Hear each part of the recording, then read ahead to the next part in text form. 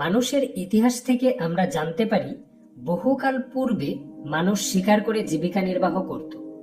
আজ থেকে 12,000 বছর পূর্বে প্রথম কৃষিকাজের সূচনা হয়।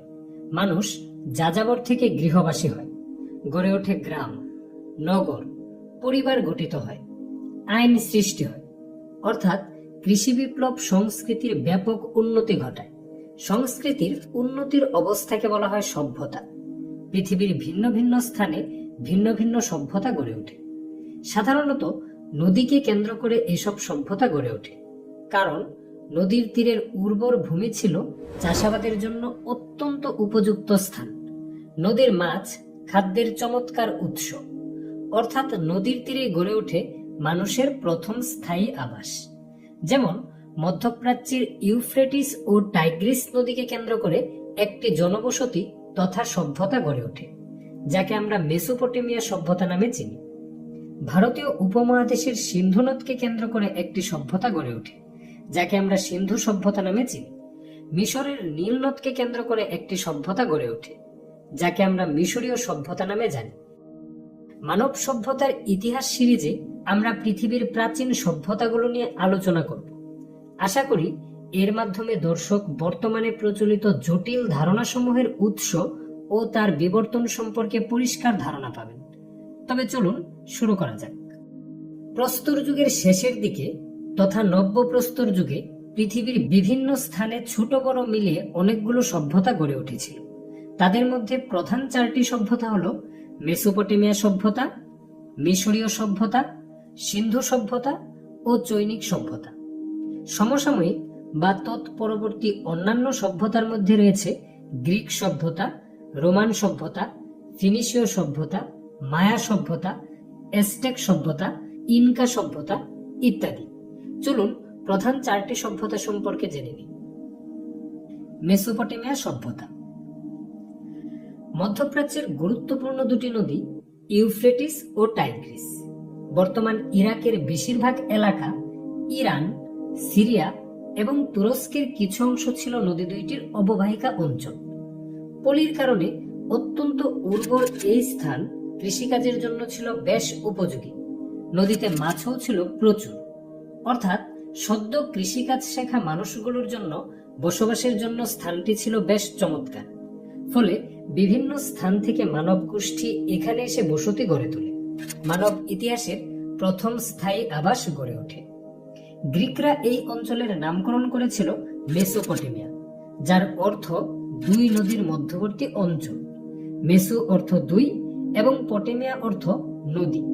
এই মেসোপটেমিয়া অঞ্চলের মানুষগুলোই পৃথিবীর ইতিহাসে সর্বপ্রথম সভ্যতা গড়ে তুলেছিল, যাকে আমরা মেসোপটেমিয়া সভ্যতা নামে চিনি। বেবিলনীয়, অসিরীয়, সুমেরীয়, কেলিডীয় প্রভৃতি জাতির দীর্ঘদিনের অবদানে জন্ম হয় এই সভ্যতার। সভ্যতার আঁতুড়ঘর বলা হয় একে, কারণ অন্য সব সভ্যতার উদ্ভব এই মেসোপটেমিয়া সভ্যতা থেকেই হয়েছিল। তো কেমন ছিল মানব ইতিহাসের প্রথম সভ্যতা? মানুষ কেন ও কিভাবে সভ্যতাটি গড়ে তুলেছিল? তারা বিজ্ঞান ও প্রযুক্তিতে কতটুকু উন্নতি করতে পেরেছিল? উৎসুক মনে এরূপ অসংখ্য প্রশ্ন জাগা খুবই স্বাভাবিক। আর এসব প্রশ্নের উত্তর দিতেই আমাদের আজকের নিবেদন মেসোপটেমিয়া সভ্যতা। সভ্যতার পর্যায়। আনুমানিক 7,000 বছর পূর্বে এই সভ্যতার সূচনা হয়, কিন্তু এটি পরিপূর্ণতা লাভ করে 5,000 বছর পূর্বে। মেসোপটেমিয়া অঞ্চলের ছোট ছোট পাহাড়গুলো টেল নামে পরিচিত। টেল খুলে তা থেকে প্রাপ্ত ধ্বংসাবশেষ থেকে জানা যায় যে তারা পাথরের বিকল্প হিসাবে ব্রোঞ্জ ধাতুরও ব্যবহার শুরু করেছিল। তামা ও টিনের সংমিশ্রণে গঠিত ব্রোঞ্জ ধাতুর আবিষ্কারক মূলত তারাই। অর্থাৎ এই সভ্যতা প্রস্তর যুগ থেকে ধাতুর যুগ পর্যন্ত বিস্তৃত ছিল। মেসোপটেমিয়া সভ্যতার ভাগসমূহ। মেসোপটেমিয়া সভ্যতার 4টি ভাগ ছিল: সুমেরীয় সভ্যতা, বেবিলনীয় সভ্যতা, আসিরীয় সভ্যতা এবং কেলিডীয় সভ্যতা। মেসোপটেমিয়া সভ্যতার বৈশিষ্ট্যসমূহ। সামাজিক কাঠামো। মেসোপটেমিয়া সভ্যতায় কঠোর সামাজিক শ্রেণীবিন্যাস লক্ষ্য করা যায়। উপরের শ্রেণীতে থাকা পুরোহিত ও সম্ভ্রান্ত শ্রেণীর লোকেরা সকল সুবিধা ভোগ করত। তারপর ব্যবসায়ী ও কারিগর শ্রেণী, এবং তার নিচে ছিল কৃষক ও শ্রমিক শ্রেণী। সমাজে দাস দাসীরও ব্যাপক প্রচলন ছিল। নারীরা গৃহস্থালী কাজ ছাড়াও ব্যবসা এবং ধর্মীয় কাজে যুক্ত ছিল। অর্থনীতি। মেসোপটেমিয়ার অর্থনীতি ছিল কৃষি নির্ভর। তাদের সেচ ব্যবস্থা অত্যন্ত উন্নত ছিল, যা টাইগ্রিস ও ইউফ্রেটিস নদীর পানি ব্যবহার করে পরিচালিত হতো। তাদের প্রধান বৃক্ষ ছিল খেজুর গাছ, যাকে তারা প্রাণ বৃক্ষ বলত। দৈনন্দিন জীবনে ব্যবহারের জন্য অথবা কৃষিকাজের সুবিধার্থে তারা বিভিন্ন প্রকার মাটির পাত্র তৈরি করতেও দক্ষ ছিল। প্রথম দিকে বিনিময় প্রথা চালু থাকলেও ব্রোঞ্জ আবিষ্কারের পর তারা নগর কেন্দ্রিক বাণিজ্য শুরু করে। বিজ্ঞান ও প্রযুক্তি। মেসোপটেমিয়ানরা দক্ষ কৃষক ছিল। উদ্বৃত্ত ফসল তারা মন্দিরে জমা রাখত। এই হিসাব রাখতে পুরোহিতদের হাত ধরে গণিতের জন্ম হয়। পাটিগণিত ও জ্যামিতির ব্যবহার ছাড়াও গণিতের কিছু জটিল নিয়ম তারা রপ্ত করেছিল। গণনার জন্য তারা 60 ভিত্তিক সংখ্যা পদ্ধতি ব্যবহার করত। এখান থেকে 1 ঘন্টাকে 60 মিনিট ও 1 মিনিটকে 60 সেকেন্ডে ভাগ করার রীতি চালু হয়। এমনকি তারা 1 মাসকে 30 দিন এবং 1 বছরকে 12 মাসে ভাগ করে। জলঘড়ি ও চন্দ্রপঞ্জিকার আবিষ্কার করে। মেসোপটেমিয়ানদের মধ্যে এসিরীয়রা বৃত্তকে 360 ডিগ্রিতে ভাগ করে, পৃথিবীকে অক্ষাংশ ও দ্রাঘিমাংশে ভাগ করে।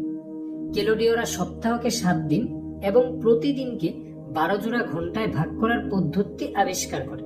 তারা 12টি নক্ষত্রপুঞ্জের সন্ধান পান, যা থেকে পরবর্তীতে 12টি রাশিচক্রের সৃষ্টি হয়। এদিকে সুমেরীয়রা চাকা আবিষ্কার করে, তবে এ চাকা যাতায়াতের জন্য নয়। এটি সেচ ব্যবস্থা, খাল খনন, দালান নির্মাণের মতো গুরুত্বপূর্ণ কাজগুলো আরো সহজে ও কম সময়ে সম্পাদনের জন্য ব্যবহৃত হতো।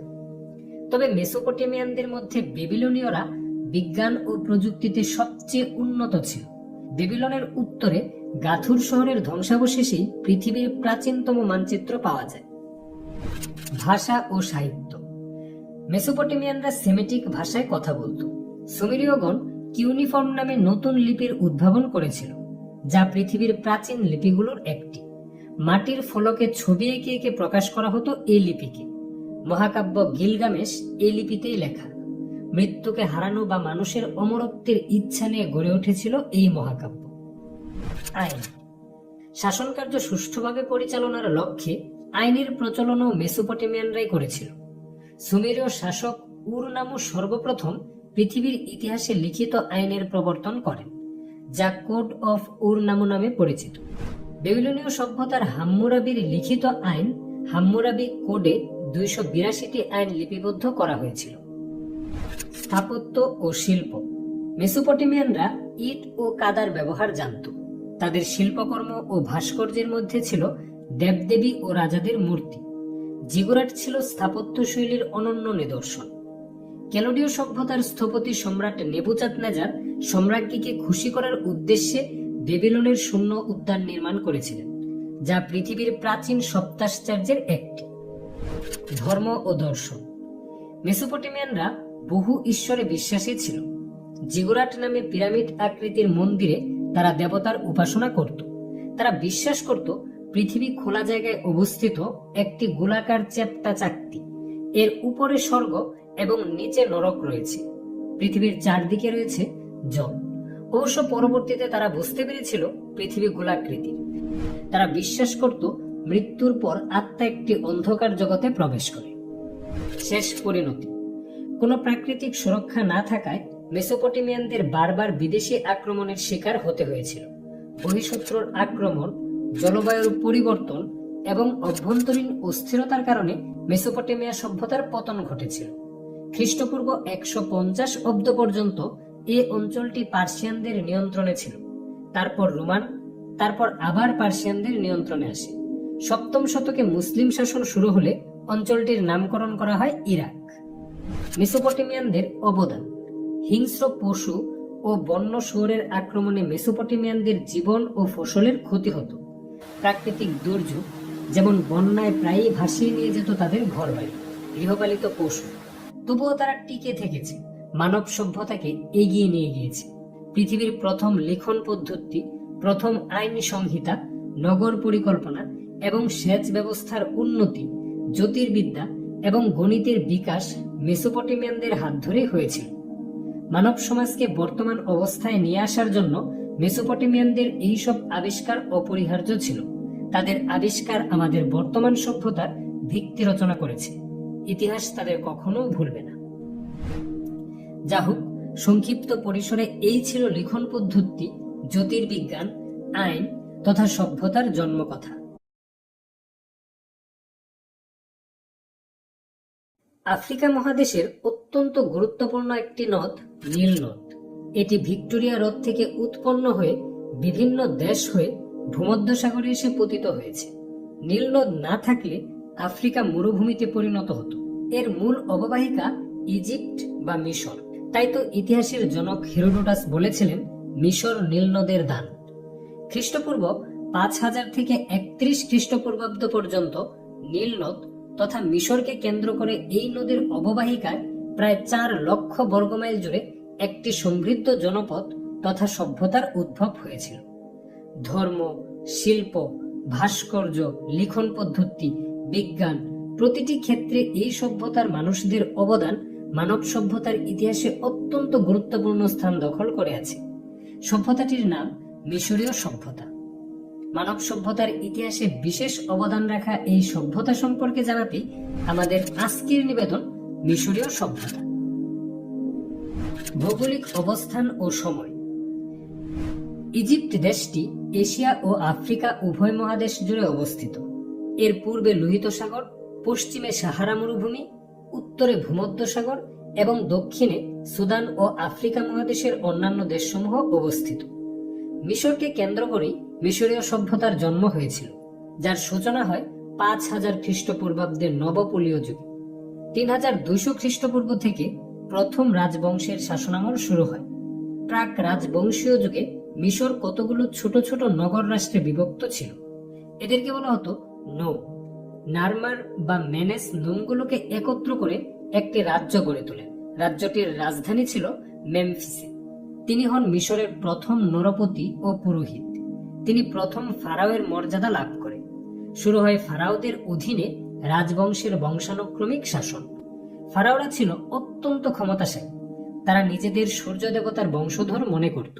332 খ্রিস্টপূর্বাব্দে আলেকজান্ডার দ্য গ্রেট মিশর দখল করলে মিশরীয় সভ্যতার পতন হয়। খ্রিস্টপূর্ব 31 অব্দে আদি রোমান সাম্রাজ্য মিশর অধিকার করে এই দেশকে একটি রোমান প্রদেশে পরিণত করলে ফারাওদের শাসন আনুষ্ঠানিকভাবে সমাপ্ত হয়। এটি রোমান সাম্রাজ্যের অন্তর্ভুক্ত হয়। মিশরীয় সভ্যতার বৈশিষ্ট্য। মিশরীয়দের জীবন ধর্মীয় চিন্তা ও বিশ্বাস দ্বারা প্রভাবিত ছিল। প্রতিটি ক্ষেত্রে এই প্রভাব লক্ষণীয়। চলুন মিশরীয় সভ্যতার বৈশিষ্ট্যসমূহ জেনে নিই। সামাজিক কাঠামো। মিশরীয় সভ্যতার সামাজিক কাঠামো ছিল অত্যন্ত সংগঠিত ও স্তর বিন্যাসযুক্ত। পিরামিড আকৃতির এই কাঠামোর শীর্ষে ছিল শাসক তথা ফারাও এবং তার নিচে ধারাবাহিকভাবে পুরোহিত, উচ্চপদস্থ প্রশাসক এবং অভিজাত, লেখক, সৈন্য, কারিগর এবং শিল্পী, কৃষক এবং সবার নিচে দাস। প্রতিটি স্তরের মানুষ নির্দিষ্ট দায়িত্ব ও ভূমিকা পালন করত। অর্থনীতি। নীলনদ ছিল মিশরের অর্থনীতির মূল চালিকা শক্তি। প্রতি বছর বন্যা কবলিত হওয়ায় নীলনদ অববাহিকার ভূমি বেশ উর্বর ছিল, ফলে শস্য উৎপাদন বেশ ভালো হতো। গম, যব, তুলা, পেঁয়াজ, পিচফল ইত্যাদি ছিল তাদের প্রধান শস্য। ব্যবসা বাণিজ্যেও তারা যথেষ্ট অগ্রগামী ছিল।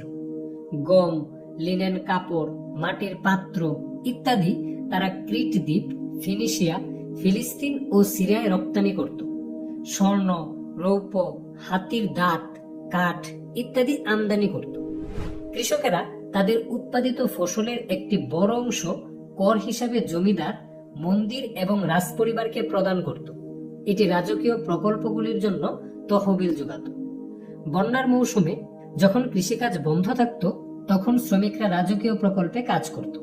পিরামিড নির্মাণ, মন্দির নির্মাণ ছাড়াও তারা গয়না, পাত্র, অস্ত্র এবং তামা ও ব্রোঞ্জের বিভিন্ন পণ্য তৈরি করত। বিজ্ঞান ও প্রযুক্তি। মিশরীয়রা জ্যোতিষশাস্ত্র, জোয়ার ভাটা, ভূমির পরিমাপ, জ্যামিতি ও পাটিগণিতের প্রচলন করে। সিরিয়াস নামক তারকা পর্যবেক্ষণের মাধ্যমে তারা নীল নদে বন্যার সময়সূচি অনুমান করতে পারত। কর আদায় এবং জমির সীমানা নির্ধারণে মিশরীয়রা গণিতের ব্যবহার করত। তারা দশমিক পদ্ধতি এবং ভগ্নাংশ সম্পর্কে জানত। যোগ, বিয়োগ ও ভাগের ব্যবহার জানত। সর্বোপরি পিরামিড নির্মাণ তাদের জ্যামিতি এবং স্থাপত্যের অসাধারণ দক্ষতার পরিচয়। 4200 খ্রিস্টপূর্বাব্দে তারা 365 দিনের সৌরপঞ্জিকা আবিষ্কার করে। সূর্যঘড়ি, ছায়াঘড়ি ও জলঘড়ি তাদের অবদান। মৃতদেহ সংরক্ষণের জন্য তারা মমি তৈরির পদ্ধতি উদ্ভাবন করেছিল। অস্ত্রোপচারের মাধ্যমে চিকিৎসা করার পদ্ধতিও তাদের জানা ছিল। হাড় জোড়া লাগানো, হৃৎপিণ্ডের গতি, নাড়ের স্পন্দন ও বেশ কয়েকটি রোগ নির্ণয় করা জানত তারা। ভাষা ও সাহিত্য। মিশরীয়রা প্রথম দিকে ছবি এঁকে তাদের মনের ভাব প্রকাশ করত।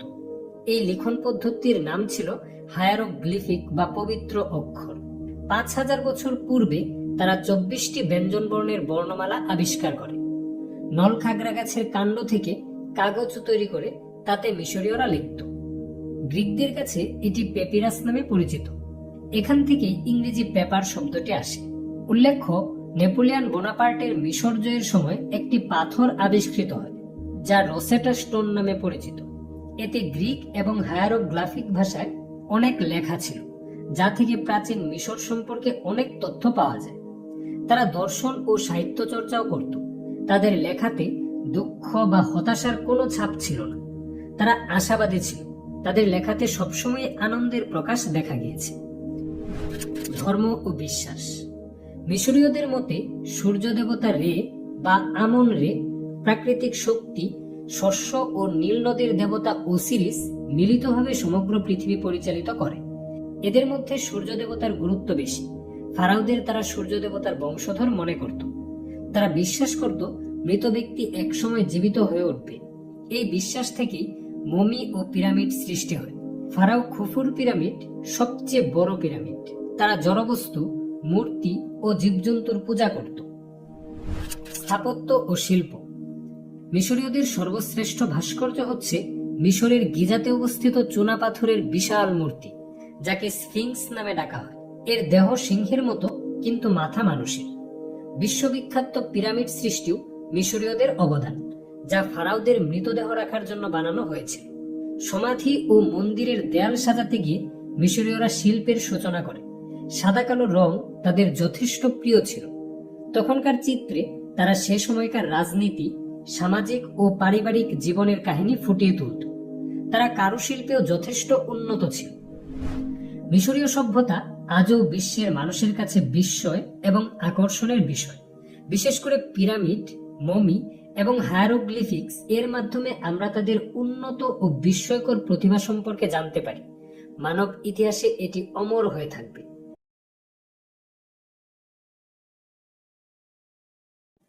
ভারতীয় উপমহাদেশের পশ্চিমাঞ্চলে অবস্থিত সিন্ধু নদকে কেন্দ্র করে খ্রিস্টপূর্ব 3300 থেকে 1300 খ্রিস্টপূর্বাব্দে যে সভ্যতা গড়ে উঠেছিল তাকেই ইতিহাসে সিন্ধু সভ্যতা নামে ডাকা হয়।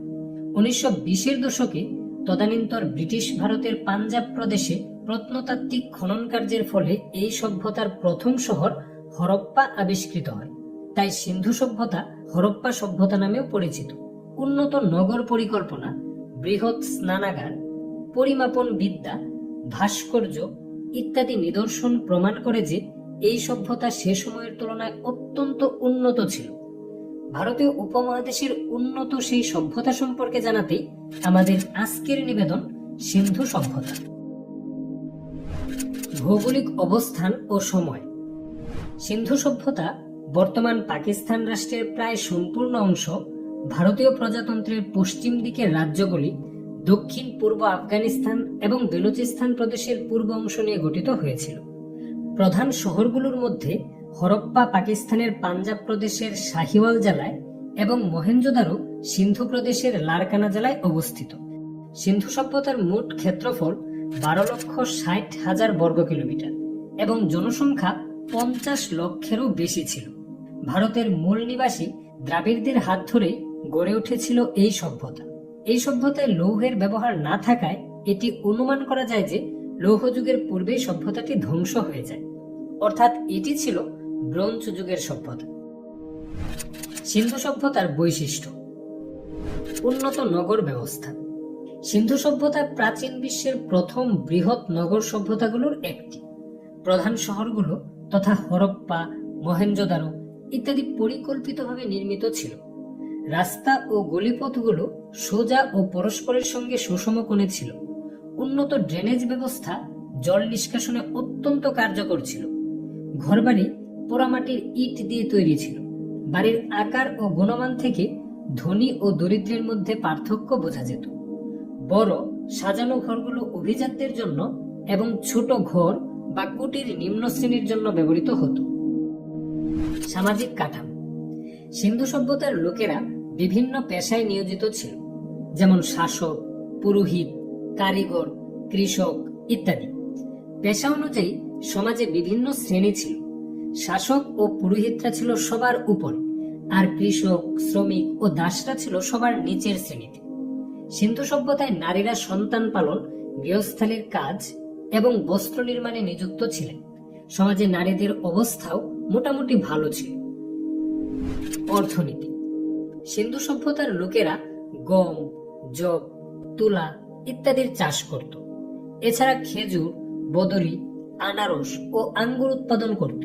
কার্পাসের চাষও ভালো হতো। তারা নদীর পানি ব্যবহার করে সেচ ব্যবস্থা পরিচালনা করত। কৃষিজ যন্ত্রপাতি যেমন লাঙলের ব্যবহার করত। গরু, ছাগল, মহিষ ইত্যাদি পালন করত। মেসোপটেমিয়া, পারস্য ও মধ্য এশিয়ার সঙ্গে সিন্ধু সভ্যতার লোকেরা বাণিজ্য করত। বাণিজ্যের প্রধান পণ্য ছিল তুলা, তামা, লোহা, মশলা, শস্য ও সিলমোহর। সিলমোহরগুলোতে পশু ও দেবতার প্রতীক খোদাই করা থাকত এবং এগুলো বাণিজ্যের প্রমাণ বহন করত। বিজ্ঞান ও প্রযুক্তি। সিন্ধু সভ্যতার মানুষ প্রকৌশল, নির্মাণ, জল ব্যবস্থাপনা, ওজন ও পরিমাপের মতো ক্ষেত্রে চমৎকার দক্ষতা দেখিয়েছিলেন। এদের মধ্যে সবচেয়ে উল্লেখযোগ্য অবদান হচ্ছে একক ওজন ও পরিমাপ ব্যবস্থার উদ্ভাবন। তারা ব্রোঞ্জের দাড়িপাল্লা, বিভিন্ন আকৃতির বাটখারা, স্কেল ইত্যাদি ব্যবহার করত। দৈনন্দিন কাজ ও বাণিজ্যের জন্য তারা এই পরিমাপন বিদ্যা ব্যবহার করত। তারা কাঠের তৈরি চাকা ও গাড়ি ব্যবহার করত, যা পরিবহন ব্যবস্থার উন্নতির প্রমাণ। সিন্ধু নদী ও তার শাখা নদীগুলোতে বাণিজ্যের জন্য নৌকা ব্যবহার করা হতো। স্থাপত্য ও শিল্প। সিন্ধু সভ্যতায় প্রচুর পরিমাণে সিলমোহর পাওয়া গেছে। সিলমোহরগুলোতে পশু পাখি, দেবতা এবং দৈনন্দিন জীবনের চিত্র অঙ্কিত রয়েছে। এগুলো সম্ভবত বাণিজ্যিক বা ধর্মীয় উদ্দেশ্যে ব্যবহার করা হতো। কিছু সিলমোহরে পশুপতি মূর্তির মতো প্রতীক পাওয়া যায়, যা তাদের ধর্মীয় এবং সাংস্কৃতিক বিশ্বাসের অংশ হতে পারে। সিলমোহর ছাড়াও নৃত্যরত নারী মূর্তি, পুতুল, স্বর্ণ, রূপা, পাথর ও মাটির গয়না, ধাতব শিল্প যেমন তামা ও ব্রোঞ্জের তৈরি ছুরি, খুর, কুঠার, কাস্তে, পাথরের কাজ, টেরাকোটা মূর্তি, কুমারের চাক, হাতির দাঁত ও হাড়ের তৈরি চিরুনি ও সূচ ইত্যাদি সিন্ধু সভ্যতার উন্নত শিল্পের পরিচয় বহন করে। ধর্ম ও দর্শন। সিন্ধু সভ্যতার মানুষ প্রকৃতিকে পূজা করত। বৃষ্টি, নদী, গাছপালা এবং পশু পাখি তাদের ধর্মীয় জীবনের অংশ ছিল। দেবতা, পশু সংবলিত সিলমোহর ঈশ্বর ও প্রাণীদের পূজা করার ইঙ্গিত বহন করে। মাতৃদেবীর মূর্তিকে তারা প্রজননশীলতা এবং উর্বরতার প্রতীক রূপে পূজা করত। মহেঞ্জোদারোর একটি সিলমোহরে শিংযুক্ত মুকুট পরা এবং যোগাসনে বসা একজন দেবতার চিত্র পাওয়া গেছে, যাকে পশুপতি বলা হয়। এটি যোগ এবং ধ্যানের প্রাচীন ধারণার সূচনা নির্দেশ করে। বৃহৎ স্নানাগার পবিত্র স্নানের মাধ্যমে শুদ্ধি অর্জনের ধারণা প্রকাশ করে। সমাধিস্থলে মৃতদেহের সঙ্গে বিভিন্ন সরঞ্জাম, অলংকার এবং খাদ্য ইঙ্গিত দেয় যে তারা পরকালে বিশ্বাস করত। এসব ধারণাই পরবর্তীতে প্রাচীন ভারতে দর্শনের মূল ভিত্তি হয়ে ওঠে। তবে তাদের মন্দির ছিল এরকম কোনো প্রমাণ পাওয়া যায়। ভাষা ও সাহিত্য। সিন্ধু সভ্যতার ভাষা ছোট ছোট চিহ্ন এবং প্রতীক দিয়ে গঠিত ছিল। এ সভ্যতার কিছু লিখিত নিদর্শন পাওয়া গেলেও সেগুলো পুরোপুরি পাঠোদ্ধার করা সম্ভব হয়নি। শেষ পরিণতি। সিন্ধু সভ্যতা ধ্বংসের পেছনে একক কোনো কারণ ছিল না। গবেষকদের ধারণা সিন্ধু নদীর গতিপথ পরিবর্তন, বন্যা, খরা, জলবায়ুর পরিবর্তন অভ্যন্তরীণ কোন্দল, বাণিজ্য বন্ধ হয়ে যাওয়া, মহামারী ইত্যাদি সমস্যার সমন্বিত ফলাফল সিন্ধু সভ্যতার পতন। তবে সুনির্দিষ্ট কারণ এখনো জানা যায়নি। উপরিউক্ত আলোচনা থেকে এটি স্পষ্ট যে সিন্ধু সভ্যতায় বর্তমান ভারতীয় দর্শনের ভিত্তি রচনা করেছিল, যা পরবর্তীতে আর্যদের মাধ্যমে পরিপূর্ণ হয়। নগর পরিকল্পনা, পরিমাপন বিদ্যা, ধর্ম ও বিশ্বাস ইত্যাদির কারণে ইতিহাস তাদের কখনোই ভুলবে না। প্রায় 5000 বছর পূর্বে পূর্ব এশিয়ার বিস্তীর্ণ অঞ্চল জুড়ে প্রধানত হুয়াংহো এবং ইয়াংজি নদী উপত্যকায় যে সভ্যতা গড়ে উঠেছিল তাই ইতিহাসে চৈনিক সভ্যতা নামে পরিচিত। এটি মানব ইতিহাসের অন্যতম প্রাচীন, সমৃদ্ধ ও ধারাবাহিকভাবে বিকশিত একটি সভ্যতা, যা আজকের আধুনিক চীনের ভিত্তি স্থাপন করেছিল। বিভিন্ন সাংস্কৃতিক, সামাজিক, রাজনৈতিক এবং প্রযুক্তিগত উদ্ভাবনের জন্য বিখ্যাত এই সভ্যতা সম্পর্কে বিস্তারিত জানাতে আমাদের আজকের নিবেদন চৈনিক সভ্যতা। চৈনিক সভ্যতার পর্যায়। পাহাড় ও মরুভূমি দ্বারা সুরক্ষিত হওয়ায় চৈনিক সভ্যতা ধারাবাহিকভাবে বিকশিত হওয়ার সুযোগ পায়। অন্যান্য সভ্যতার মতো বাইরের কোনো শত্রু দ্বারা আক্রান্ত হয় না। চৈনিক সভ্যতার প্রধান রাজবংশগুলো যাদের অধীনে এই সভ্যতা বিকশিত হয়েছে তারা হলো শিয়া রাজবংশ। এটি প্রাচীনতম রাজবংশ, যার অস্তিত্ব সম্পর্কে কিছুটা বিতর্ক রয়েছে। শাং রাজবংশ, এটি প্রথম নিশ্চিত রাজবংশ যা ধাতব শিল্প ও লিপির জন্য বিখ্যাত। ঝৌ রাজবংশ, এটি দীর্ঘতম রাজবংশ যেখানে কনফুসিয়ানিজম এবং দাওয়িজমের উদ্ভব ঘটে। চীন রাজবংশ, এই রাজবংশের আমলে চীনের প্রাচীর নির্মিত হয়। হান রাজবংশ, সংস্কৃতি, বিজ্ঞান এবং রেশম পথের বিকাশ এই রাজবংশের আমলেই হয়। চৈনিক সভ্যতার বৈশিষ্ট্য। সামাজিক কাঠামো। চৈনিক সমাজ ছিল একটি সুস্পষ্ট শ্রেণীবিন্যাস কেন্দ্রিক সমাজ। শ্রেণীগুলো হলো সম্রাট, পণ্ডিত ও প্রশাসক, কৃষক, কারিগর, ব্যবসায়ী, শ্রমিক, দাস ইত্যাদি। পরিবারে পুরুষদের প্রাধান্য ছিল। সমাজ ছিল পরিবার কেন্দ্রিক। চীনা সমাজে পরিবার এবং পূর্বপুরুষ পূজা অত্যন্ত গুরুত্বপূর্ণ ছিল। নারীরা প্রথমে পিতার, পরে স্বামীর এবং সবশেষে পুত্রের অধীনে থাকতেন। প্রশাসন। চীনা শাসনের ভিত্তি ছিল ম্যান্ডেট অফ হেভেন, যা শাসককে শাসন করার নৈতিক অধিকার প্রদান করত। চীনা শাসকরা শক্তিশালী সামরিক বাহিনী এবং কৌশলগত নির্মাণে দক্ষ ছিল। The great wall of China থেকে আমরা সহজেই তার অনুমান পাই। অর্থনীতি ও বাণিজ্য। চৈনিক সভ্যতায় অর্থনীতির মূল ভিত্তি ছিল কৃষিকাজ। তারা ধান, গম এবং অন্যান্য শস্য উৎপাদন করত। রেশম পথের মাধ্যমে চীন মধ্যপ্রাচ্য ও ইউরোপের সাথে যুক্ত ছিল, ফলে তারা আন্তর্জাতিক বাণিজ্যেও বেশ এগিয়ে ছিল। ধর্ম ও দর্শন। চৈনিক সভ্যতা বিভিন্ন ধর্মীয় বিশ্বাস এবং দর্শন শাস্ত্রের জন্য প্রসিদ্ধ। উল্লেখযোগ্য কয়েকটি মতবাদ হল কনফুসিয়ানিজম। চীনের প্রাচীন দার্শনিক কনফুসিয়াস দ্বারা প্রবর্তিত চীনের প্রাচীন সমাজ ব্যবস্থার অন্যতম মূল ভিত্তি কনফুসিয়ানিজম। এটি পরবর্তী সময়ে পূর্ব এশিয়ার বিভিন্ন দেশে প্রভাব ফেলেছিল। কনফুসিয়ানিজম ব্যক্তিগত নৈতিকতা, সামাজিক শৃঙ্খলা এবং রাজনৈতিক স্থিতিশীলতাকে গুরুত্ব দেয়। এর মূল লক্ষ্য হল ব্যক্তি, পরিবার এবং সমাজের শান্তি ও সম্প্রীতি প্রতিষ্ঠা করা। কনফুসিয়ানিজম 5টি প্রধান নীতির উপর ভিত্তি করে গড়ে উঠেছে, যথা রেন তথা মানবিকতা, দয়া এবং অন্যদের প্রতি সম্মান, লি তথা আচার অনুষ্ঠান, শিষ্টাচার এবং সামাজিক শৃঙ্খলা, ই তথা নৈতিকতা এবং সঠিক কাজ করার নীতি, ঝি তথা জ্ঞান এবং জ্ঞান অর্জনের প্রতি শ্রদ্ধা, সিন তথা সততা এবং বিশ্বস্ততা। দাওয়িজম বা তাওবাদ। দাও শব্দের অর্থ পথ বা নীতিগত পথ, যা বিশ্ব এবং জীবনের মৌলিক শৃঙ্খলাকে নির্দেশ করে। এটি প্রধানত লাওজি নামে পরিচিত দার্শনিকের রচনা দাও দে জিং এর উপর ভিত্তি করে বিকশিত হয়েছে। এটি প্রকৃতির সঙ্গে সামঞ্জস্য রেখে জীবনের অর্থ খুঁজে পাওয়ার উপর জোর দেয়। বৌদ্ধ ধর্ম। বৌদ্ধ ধর্মের প্রচারক গৌতম সিদ্ধার্থ ভারতীয় উপমহাদেশের হলেও এটি চীনা সংস্কৃতির সঙ্গে মিশে গিয়েছে। এগুলো ছাড়াও প্রাচীন চীনা ধর্মের অনুসারীরা প্রকৃতির উপাসনা, পূর্বপুরুষ পূজা করত। আর এসব মিলিয়ে চৈনিক সভ্যতা ধর্মীয় বিশ্বাসে বেশ উন্নত ছিল। বিজ্ঞান ও প্রযুক্তি। চৈনিক সভ্যতা বিজ্ঞান ও প্রযুক্তিতেও বেশ উন্নত ছিল। উদাহরণস্বরূপ হান রাজবংশের আমলে কাগজ আবিষ্কার হয়েছিল। ছাপাখানার উন্নয়ন জ্ঞান সংরক্ষণ ও প্রচারে বিপ্লব এনেছিল। কম্পাস নৌবাণিজ্যকে সহজতর করেছিল। গান পাউডার সামরিক ক্ষেত্রে বৈপ্লবিক পরিবর্তন এনে দিয়েছিল। সময় পরিমাপের জন্য চীনারা জলঘড়ি এবং সূর্যঘড়ির ব্যবহারও রপ্ত করেছিল। স্থাপত্য ও শিল্প।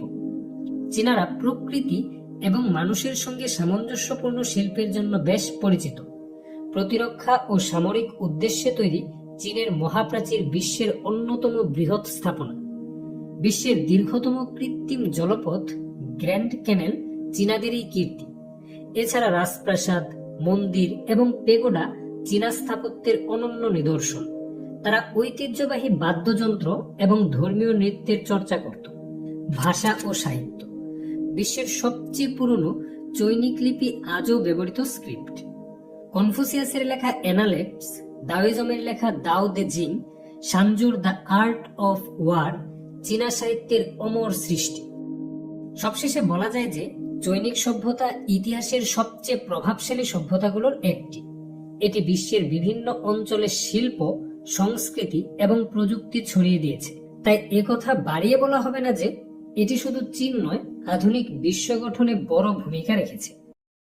যা হোক, প্রধান এই চারটি সভ্যতা ছাড়াও গ্রিক সভ্যতা, রোমান সাম্রাজ্য, মায়া সভ্যতা ইত্যাদি প্রাচীন পৃথিবীতে অন্যতম স্থান দখল করেছিল। এমনকি সেসব সভ্যতার বেশ কিছু নিদর্শন মানব সভ্যতাকে বিকশিত করে এখনো টিকে আছে। পরবর্তীতে আমরা সেসব বিষয় নিয়ে আলোচনা করব। আগ্রহীদের সেই পর্বগুলো দেখার আমন্ত্রণ জানিয়ে এই পর্ব এখানেই শেষ করছি। ধন্যবাদ।